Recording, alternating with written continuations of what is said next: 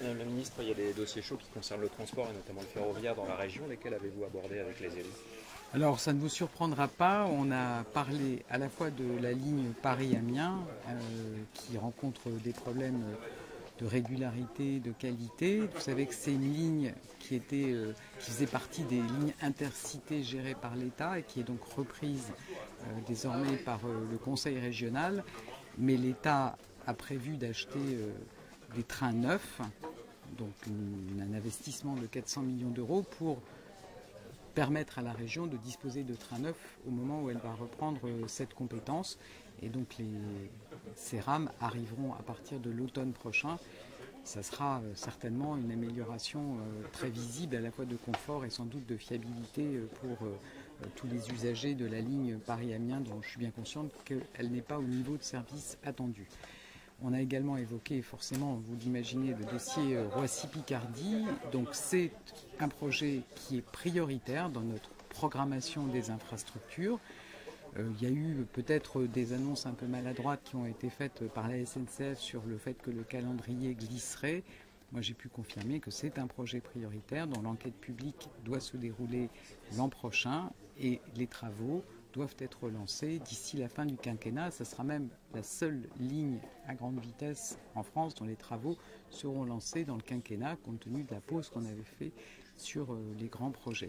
Voilà. Et on a naturellement également évoqué dans un autre domaine le canal Seine-Nord. Moi, j'ai pu confirmer aux élus qui attendent évidemment ce projet avec beaucoup d'impatience qu'on avait prévu de mettre dans la loi d'orientation des mobilités la régionalisation de la société de projet. Donc c'est une demande qui est très forte de la part des élus et qu'on est en train de boucler le plan de financement, notamment la part qui revient à l'État, sur lequel le président de la République a eu l'occasion d'indiquer qu'évidemment l'État sera au rendez-vous comme il s'y est engagé. Décentraliser, c'est la solution pour vous? L'État se désengage et donne la main à la région? C'est pas l'État se désengage, vous savez, moi je suis convaincu que les territoires peuvent porter les meilleures initiatives qui répondent le mieux à leurs besoins. Et en l'occurrence, Xavier Bertrand a fait cette proposition et l'État ne va pas s'opposer à ce que les territoires prennent en main leurs projets. C'est ce qu'on a fait, mais ce n'est pas un désengagement puisque l'État sera au rendez-vous des financements sur lesquels il était engagé. Il n'y aura pas une baisse des budgets, je veux dire. Non, non, je vous confirme. Vous voyez, quand on prend le cas des lignes intercités qui passent pour certaines de l'État à la région, ça se fait en investissant dans des trains neufs. Et donc, c'est 3,7 milliards d'euros France entière, 3,7 milliards d'euros, je le répète, parce que parfois on ne se rend pas bien compte de ce que les chiffres veulent dire, et donc 400 millions d'euros pour les lignes ici dans les Hauts-de-France qui sont transférés de l'État à la région. Sur le barreau, date de mise en service 2025, c'est ce que vous avez répété ici aujourd'hui? C'est l'objectif que moi je fixe à la SNCF d'optimiser son calendrier pour tenir les engagements qui avaient été pris sur ce calendrier. Donc pas 2027-2028 comme l'avait dit. Clairement pas 2027-2028.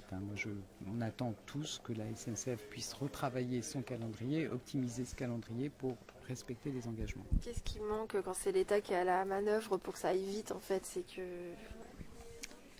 Alors l'État mène des projets, mais moi je vous dis, quand on a un territoire comme ici qui porte un projet qui n'est pas un simple projet d'infrastructure, le canal Seine-Nord pour les Hauts-de-France, c'est un projet de développement, d'aménagement. Je pense que la région est certainement la mieux placée pour porter ce projet global au service de son territoire. Et les retards Paris-Amiens? Les retards Paris-Amiens, vous savez, c'est le résultat de décennies de sous-investissement dans les trains du quotidien. C'est vraiment le sens de la réorientation très claire de la politique voulue par le président de la République et portée par le gouvernement. Les trains du quotidien, c'est la priorité. Ça veut dire qu'on a à rattraper des décennies de sous-investissement dans le réseau. Vous savez, moi j'entends dire à Amiens, on met plus de temps aujourd'hui qu'il y a quelques années pour aller à Paris. Ben, malheureusement, c'est ce qu'on me dit à Rouen, à Clermont-Ferrand, à Limoges. Ça veut dire qu'on a laissé se dégrader les réseaux ferrés. Ça veut dire qu'on n'a pas assez investi dans les trains. Enfin, quand vous vous rendez compte qu'on doit, en moins de 10 ans, on devra renouveler tous les trains intercités qui n'ont pas été changés pendant des années. Donc on met le paquet sur ces trains du quotidien et il faut qu'on arrive à améliorer clairement les trains du quotidien pour nos concitoyens. À quel moment on saura à quelle taxe l'État entend adosser l'empreinte?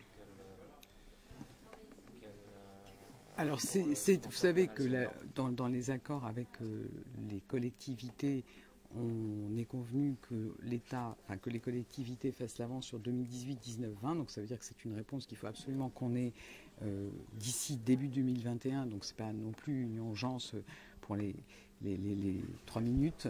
Par contre, je peux vous assurer qu'on y travaille et qu'on devrait avoir des réponses dans les prochains mois sur ces questions-là. Et sans attendre, on ne va pas non plus attendre le dernier moment pour annoncer la façon dont on respecte cet engagement. Quelles sont les modalités?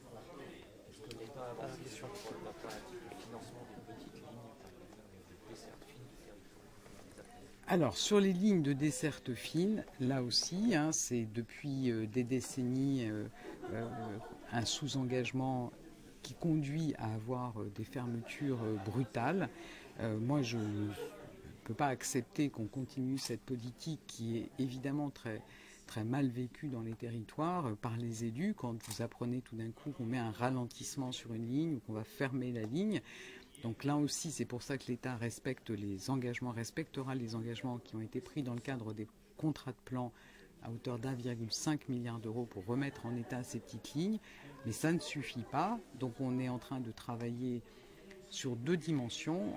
À la fois, dans le cadre de la loi mobilité, de donner plus de possibilités en termes d'organisation, notamment les régions qui le souhaitent pourront gérer directement ces lignes. Là aussi, c'est une question de réactivité. Moi, j'entends beaucoup d'élus qui nous disent « Mais pourquoi, quand on veut faire des travaux sur une ligne, il faut que ça passe par Paris, où la SNCF fait les études, ils sont au four et au moulin, et finalement, les études arrivent en retard. Donc, les régions qui le souhaitent pourront gérer directement. Évidemment, on aura des discussions financières, puisqu'il ne s'agit pas là non plus de se défausser sur les collectivités. Donc on a ce premier champ et puis on a par ailleurs, moi j'ai demandé à un préfet de faire le tour de l'ensemble des régions pour qu'on ait un plan de bataille région par région pour trouver à chaque fois des solutions pour chacune de ces petites lignes. Et donc c'est ce qui est en cours et on devrait boucler ce tour des régions d'ici fin avril, début mai. Merci. Merci.